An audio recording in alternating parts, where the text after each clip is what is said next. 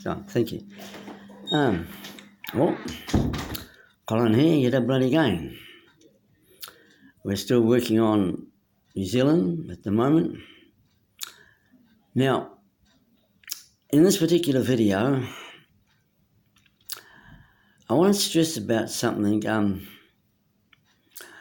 what I've brought up before, but there's one or two things to mention about it. I was saying to you that we've got to have a happy country, that New Zealand is to be the most happiest country of all time, one of the things that I'm looking at. But you can't have a happy country if you've got a sexually frustrated country. So I was pointing out in one of my videos the importance of fucking. Fucking is a very important thing. But we'll have to look at this again now. As I mentioned before, I used to be in a very sexually frustrated state, and when I got 3 threesomes, it really helped me tremendously. All the jerking it off that I did didn't make a bastard of difference, hardly. Now, I was talking to a guy in the street just fairly recently in Courtenay Place here in Wellington. I do busking, and I send the money to Africa, actually. So if you see me busking, you know that I'm fundraising. I wouldn't busk for myself, actually, unless I had some outstanding thing to give to the people. Perhaps. But, you see, this guy, he approached me in the street, and he must have thought that I might know some things about sex or something, or the woman of bloody about. So he was open to me about his sex life, and he said how he wanted to lick pussy is what he meant, and he is in a bad way, and so with my knowledge about a friend of mine, Ron, he taught me how to deal with these women. What he does, he plays the game back to them. When he talks to them, he treats it as a game. He knows how to counteract what they say, and he's very good at getting women, and he looks them right in the eyes too. That's one good move that he did. I think I forgot to mention that to this chap, but I told him to just chat them up in the restaurants and that, and talk to them. So when I said, don't say anything about sex though. So he did get a woman, apparently. I keep seeing him in the street, and he did get one woman, but apparently it didn't work out. And then another woman he got did work out for a bit, but he just told me the other day she had a disease or something in her pussy or something. She had this disease or something, and he, poor guy, was very despondent to me just the other day. He came to me with this long, wasn't sure whether it was him. The poor fellow was so dejected, and he's seen girls with other guys, and he so unhappy that he didn't have a girl. I just saw him there last night or so, and he looked much happier, but I didn't have a chance to talk to him. He kept walking on with at least one other person he was with, but he looked much, much happier. I don't know what happened, but you see, if you're in a bad way like that, see, there's women in a bad way, there's men in a bad way, and you've got to solve this problem. Now, one of the problems that's associated with this is this marriage thing. Now, the short of it is that marriage is symbolic, like the Seventh-day Rest was. That's the short of it, but we need to explain it. Let's have a look at the Seventh-day Rest now. In the Old Testament there, one poor cunt there, he got stoned to death for carrying just sticks on the Sabbath day. So if you examine it, you think, well, there's something wrong here. Why should a guy be stoned to death for just carrying sticks on the Sabbath day? I mean, doesn't make sense, and the whole thing about the seventh day, but it just didn't make sense. And but even Jesus himself, when he was on earth, he didn't worry about the seventh day rest either, actually. Even before that he died. Because when he died, then things changed from symbolic to only symbolic. But even he didn't worry about it, because the Pharisees or whatever came to Jesus and said to him, your disciples, why your disciples break the Sabbath? So Jesus said to them two things. One, he said something to the effect that the Sabbath was made for man, not man for the Sabbath, or vice versa. I didn't check it out because it doesn't mean a thing to New Zealand either way. But the other thing he said to them was, which of you won't take a ram or something out of the thicket if it was caught on the Sabbath day? And I was a bloody prize, because I would be bloody aware that I would have bloody assumed that they'd never do that if a goat or a ram was caught in the thicket, that they'd wait till after midnight before they got him off. But no, they would do it on the Sabbath day, and Jesus reminded them of that. So Jesus didn't worry about the Sabbath, in actual fact. They were against Jesus for healing on the Sabbath day too, and that was another thing. And that's one of the reasons they crucified him, because they didn't understand him, actually. And for one time they even went to stone him, but he got away from them, and he wasn't his time yet. But you see, we get all tied up with these, but they really thought that they were really just applying the law. They were just doing what they felt was the right thing. But you see, why I want to mention it, there's something wrong with the Sabbath day's rest. I mean, it didn't measure up. Something wrong with it.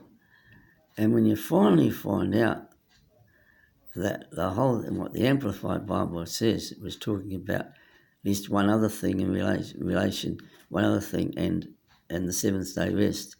And it said this, the Amplified version says, we know these things to be symbolic. So that was the answer. It was symbolic. Now we understand it much more clearly. And it was only symbolic. What does the word symbolic mean? I can't break it down, actually. I was to find somehow I can break that word symbolic down, but you know what it means.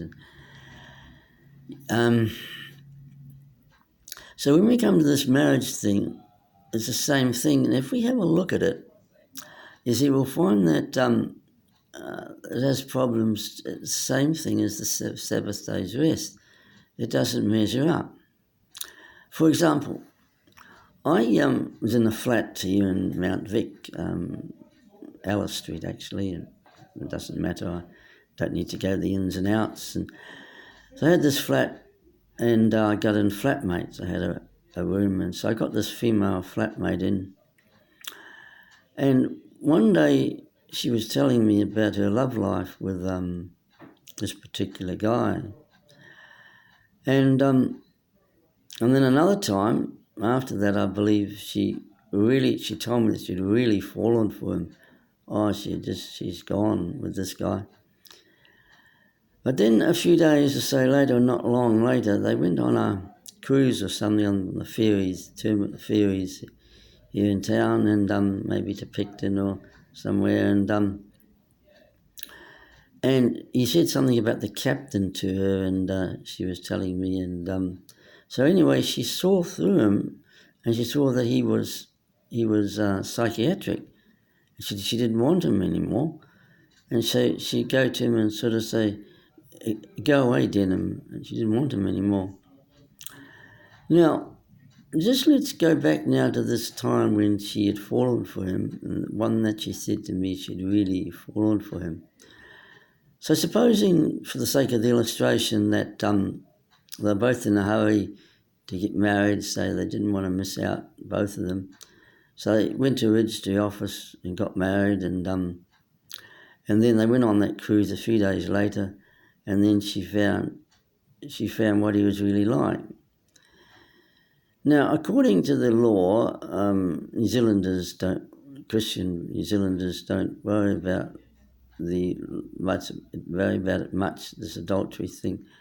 Like if they get married again, because New Zealand law is you can marry a bloody again, you can divorce and marry again, and so this is what they do in New Zealand. So they just operate under New Zealand law, and they don't worry about the proper thing about this marriage thing anyway. Excuse me. But we're sort of trying to find out something that doesn't measure up here. We know this guy. So she didn't want him anymore. Now, supposing then that he departed from Wellington, and she didn't know where he'd gone. Now, officially then, she wouldn't be able to marry a bloody again or fuck another guy because this cunt is still her official, till death us do part, carry on. And so officially she can't basically fuck another guy or marry another guy in that if she is sticking to the law. So it seems something's wrong there, something doesn't measure up that. See, this old bloody dear today is still the same when they get married and they say, till death us do part, and when the novelty wears off, it's a different story. It's a stupid old bloody deal in the first place to get one person and then decide you're going to live with that person for the rest of your life. It's rather like deciding that you're going to eat carrots for the rest of your life. And making a vow that you're going to eat carrots, and so you put your right hand on the Bible or something and you say, carrots till death us do part. And so you're supposing carrots even were complete food. It had complete proteins in it, and you had iodine, it had everything in carrots. And now, don't you think that you sort of get sick of eating carrots? I mean, why do a silly thing like that in the first place? Just decide you're going to just eat carrots, and you make a vow you're going to eat carrots, and if by chance you did eat another food, you'd be guilty, and someone could say, you've been cheating, you're eating another food. They call it cheating, when you go to another partner. And you're supposed to be married or living together, even the non-Christians talk about this cheating business. Some have got a better bloody idea to it. They go into the so-called wife-swapping thing, and one guy there, his wife wasn't very well and she didn't want to go out that night, so he went out and had a threesome or something, and he came back and she asked him, how did it go? So that's a better bloody idea, to work together on it. One guy in New Zealand here, he went to a parlour or somewhere and they put him behind a curtain.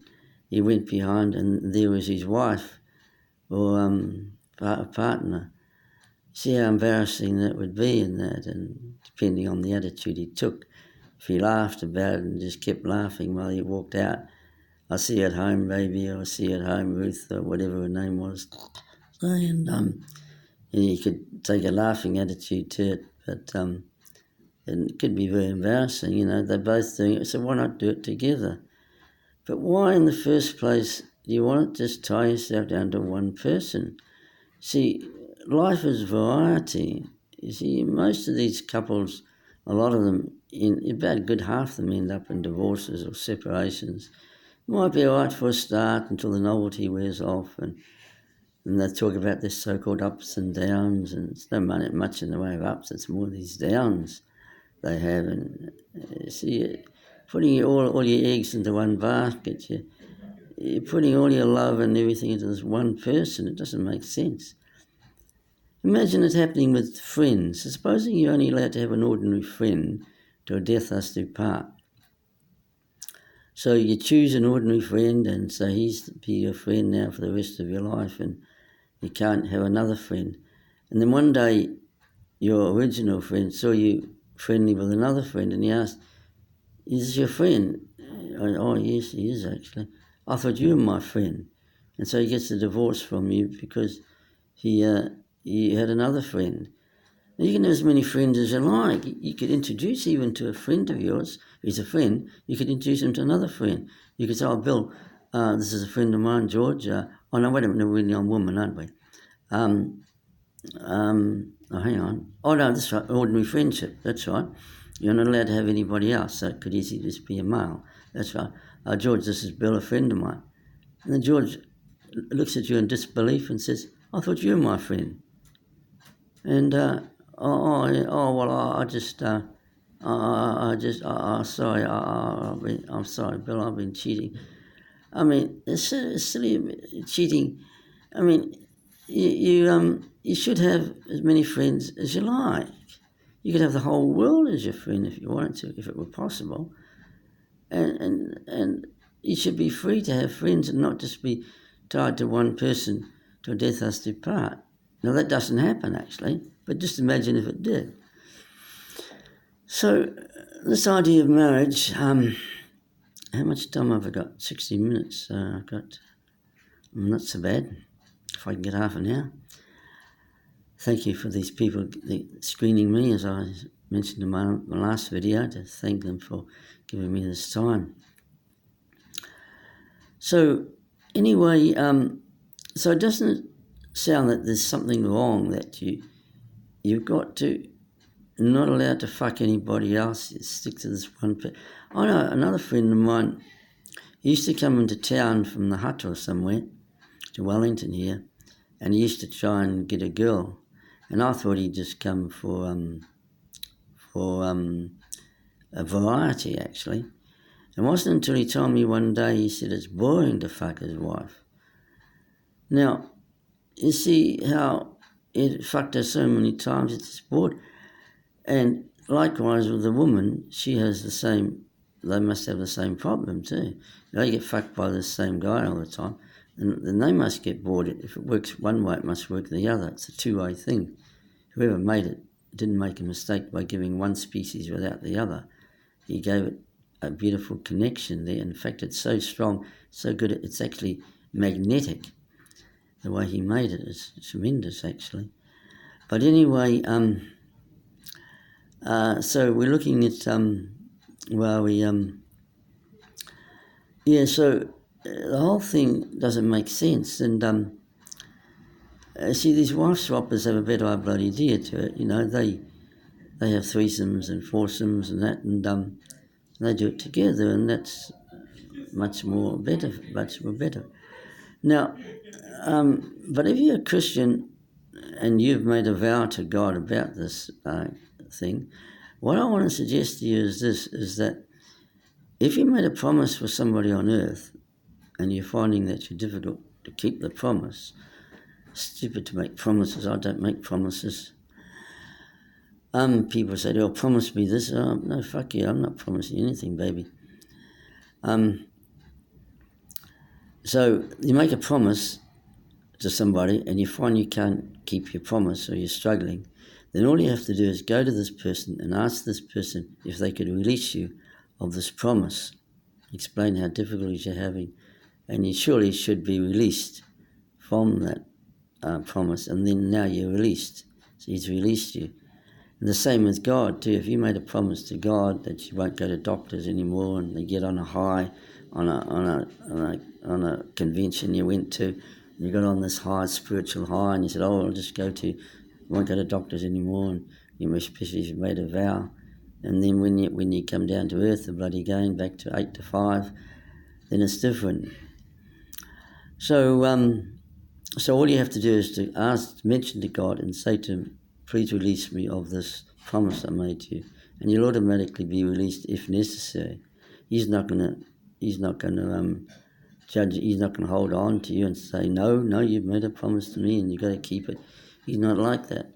So, but there's nothing for him to release you over. It's all you that did this. But at least if you ask him to release you, then count it that you're automatically released, or the equivalent. So you don't have to bother anymore about promises, because you count it that you've been released. Because naturally, as I say, he's not going to hold on and say, oh no, you made a promise to me and that's it. you know. But try and not make promises in the first place, and don't go to somebody and say, promise me you won't tell me anybody. And you could say to the person, I could say, well, look, you're asking me to put something in my mind for the rest of my life. You're jailing me up with this information that I can't get to give to anybody else. You haven't even offered to pay me for it. I mean, you've put me now in prison for the rest of my life on this piece of information. So I don't want to. Battery may soon run out soon. Oh, the battery may run out soon. Don't know if I'm going to have time to do this. What am I on here? 20 minutes. The battery's going to run out soon. See if I can finish off here.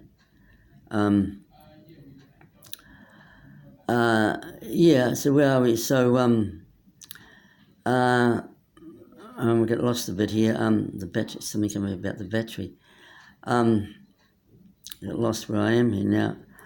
So, the whole thing about marriage, that's right, you released these promises, isn't it? So, that's right, don't make promises. Yeah, that's right. So, just tell people, I don't make promises. I can say I can endeavour to do this, but I'm not making any promises. And then you can just say you might endeavour. You could say you might endeavour. You're not going to put any screws on that you're going to endeavour. You might endeavour to do this, or you could put your endeavour, but as long as you don't make any promises. So anyway, basically, this battery might run out here, so it says up here the battery's down shortly. So therefore, so if you're concerned about this, you've made a vow to God, then just ask Him to release you of that promise, or to anybody else. You made a promise to go up to them and ask them to release you of that promise. Because if they're out of the country or something, it's different. It might be hard to get hold of if you don't know where they are. So don't make promises. So anyway, just basically, I want this 22 minutes. My battery could go down any moment. Just try to understand that marriage was symbolic, like the Testament, and it was only a symbolic gesture. And so you don't have to worry about just sticking to the one person. If you separate, you get another one or what, but then again, you're still doing the same thing, just getting one person. Because if she's got a baby and having a baby, you're looking after this baby, well then of course the mother must look after the baby. But a good idea is this wife swapping thing is so cool. That's a good bloody idea, and then you can just go together and so on. So that's a good idea once you understand that the whole thing was symbolic. So I mentioned that because you see some people, especially Christians or even non-Christians, because they come out with this business about cheating business, you're cheating, and even non-Christians, I've been so bloody surprised how they come out with this bullshit about cheating and, about cheating, it's still bullshit. So try to sort of understand that, basically a girl should be able to go down the street and say, every guy belongs to me. And potentially, in respect that every guy should be free, she should, potential is there, she won't want every guy and every guy won't want her, but the potential is there in so much that every guy should be free. And likewise, a guy could go up to a girl and say, every girl in the world belongs to me, and potentially they should, in so much that all should be free. You see, we should be free from one another, not tying down to one person till death us do part. It's bullshit. It was symbolic, you see, in the Old Testament, like the seventh day rest. So don't worry about promises anymore. Just ask the person to release you if you can, or God, if you made a promise to God, just simply ask Him to release you, and if necessary, you're automatically released. And then just feel free to go to one another and be free to go from one girl to the other, or girl to one, guy to the other, one that suits your fancy. and then you're happier, you see, you're nice and happy. You can't be happy if you're not happy. Well, I better close. I've got 25 minutes. I might go to this battery. It goes off. Another 5 minutes. We're over 25 minutes. I might go to the battery runs out. If it does, within the next 5 minutes. So I just bring that out about the marriage thing, as we're talking about fucking, you see, and naturally, if you're going to fuck, well, you naturally, if you're married and that, and so ideally you can do it together, it is a good idea too, and as I say, the wife swapping thing is a handy one, and that, you see, you get variety, you see, as I say, variety is the spice of life, and that. I could give one more. There's a guy in the Cuba Mall in town here. He did this amazing thing. He was balancing himself on a one-wheel bike, a little small thing. It's only one wheel, and yet he was balancing himself on it. He was moving the tire, the wheel backwards and forwards to get balance. And then he did an amazing thing. He had 3 burning things. They were all burning, and he actually, while he was balancing on this little one thing, he tossed them up in the air. He did, what do you call it, juggling, and he juggled 3 of those, burning, each one burning. He turned around, he got around, he went into a circle with this thing he was on, and it's bloody amazing. But just supposing that you saw that every day, you say work with that guy, and you work with him, and he did it every day. So, well, you wouldn't bother. You'd just, and somebody said, look what's going on behind you. Aren't you amazed at this? And she looks, I see it every day. Yeah, I'm working with the guy. The first time she saw it, or he saw it, oh yeah, it's amazing. But after a while, you can get bored, well, not exactly bored, but it loses its novelty, and so you keep needing new things all the time, We need to have variety all the time, and what we eat, or, well, not always eat, like I can eat potatoes. It's a funny thing, actually, if I got time in this 3 minutes left, I got cream. I meant to get milk at home, and I got this big, large bottle of cream, and I did that a second time, and I really love cream, and I really love cream. I'm a cream lover. But so I began to drink these 2 bottles that are supposed to be milk. But lo and behold, an amazing thing happened. Only after about 3 days, I got sick of eating cream. And that's the thing I don't even get from, say, potatoes. I could eat potatoes every day. Like Mum used to have potatoes every day when she cooked a meal, and maybe peas every day. And I never got, or bread's another one. You could have bread every day. You don't get sick of eating bread. And yet something I do like which was cream. I got sick of it in about 3 days. Bloody amazing. And so, you see, we need variety and things all the time, and what we eat and what we say and different things that we like. We can't be sticking to the same thing all the bloody time. So likewise with our sex life, it needs to have variety. Well, I better close here now. It's 28, going to 29 minutes now. So thank you for listening, bloody again, and we'll keep sorted out about making New Zealand the most happiest country of all time and the most greatest nation of all time, and then other countries can follow suit. We could say, explain to them how we do it. We've got the Holy Spirit helping us. He's helping us. He's protecting us. He knows the dangers and the footholds, and we're a fan of the Holy Spirit in New Zealand. We're a fan. Okay, my time's up. We're about 29 minutes, going to 30 minutes. So goodbye for now.